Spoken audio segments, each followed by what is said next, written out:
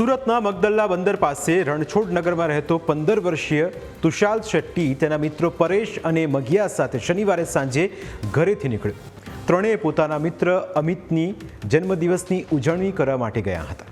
મિત્રની birthday party પતાવીને ત્રણેય મિત્રો પાછા ઘરે જવા નીકળ્યા હતા।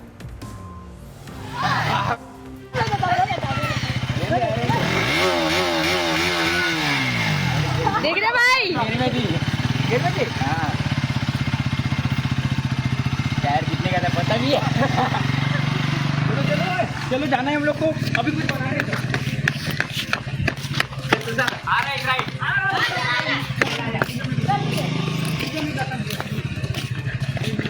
आप देखे एक राइड मिल रहा है तो भाई ये जा रहे घूमने ये बच्चा तेरी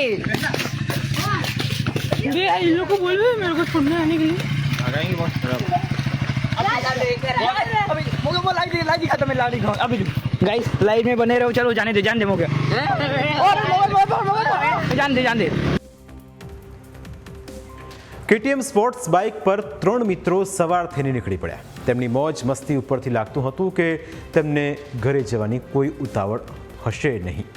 ઘરની તો તેમને કોઈ ચિંતા ન હતી, પણ લાઈવ કરવાની ચિંતા ખૂબ હતી।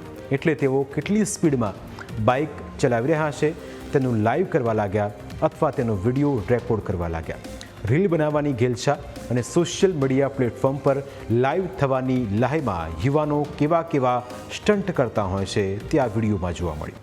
પણ સ્પીડમાં બાઇક રાઇડિંગની મજા માણવી અને સ્ટન્ટ કરીને બીજા વાહન ચાલકોના જીવ જોખમમાં મૂકવાનો આ સગીર યુવકોને શોખ હતો।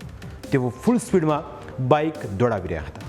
ડિજિટલ સ્પીડોમીટર પર બાઇકની ઝડપ 100 કિલોમીટર પ્રતિ કલાકની વધુ દેખાઈ રહી હતી। રસ્તા પર અન્ય વાહનોને જોખમી રીતે કટ મારીને તેઓ જોર જોરથી બૂમો પાડી મોજ મસ્તી કરી રહ્યા હતા। આખરે તેનું પરિણામ ખૂબ જ ઘાતક પણ આવ્યું। વિડીયો રેકોર્ડ કરવાની શરૂઆત કર્યાને 8 મિનિટ અને 7 સેકન્ડે ફૂલ ઝડપે જતી બાઇકને અચાનક સ્લીપ થઈ ગઈ અને રોડ સાઈડની દિવાલ સાથે અથડાઈ હતી। દિવાલ સાથેની બાઇકની ટક્કર એટલી પ્રચંડ હતી કે પરેશ અને તુષાલ નામના સગીરો ફંગોળાઈને દૂર પડ્યા। બંનેને માથાના અને શરીરના ભાગે ગંભીર ઈજાઓ પહોંચી। લોહીલુહાણ હાલતમાં પડેલા મિત્રોને જોઈ બાઇક ચાલક મગિયા ગભરાઈ ગયો। વિડીયોમાં તે એમ્બ્યુલન્સ બોલાવવાની પણ ના પાડતો સંભળાય છે।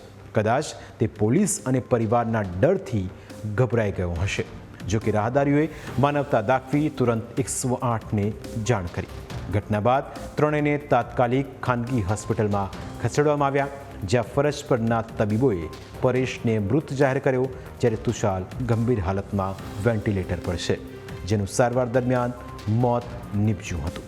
બાઇક ચાલક મગિયાને હાથના ભાગે ઈજા થઈ, જેને પ્રાથમિક સારવાર બાદ રજા આપી દેવામાં આવી। આ રીતે ઝડપની મજા આ સગીરો માટે મોતની સજા બની ગઈ। કદાચ તેઓ શાંતિથી નીકળ્યા હોત તો તેમનો જીવ બચી શક્યો હોત।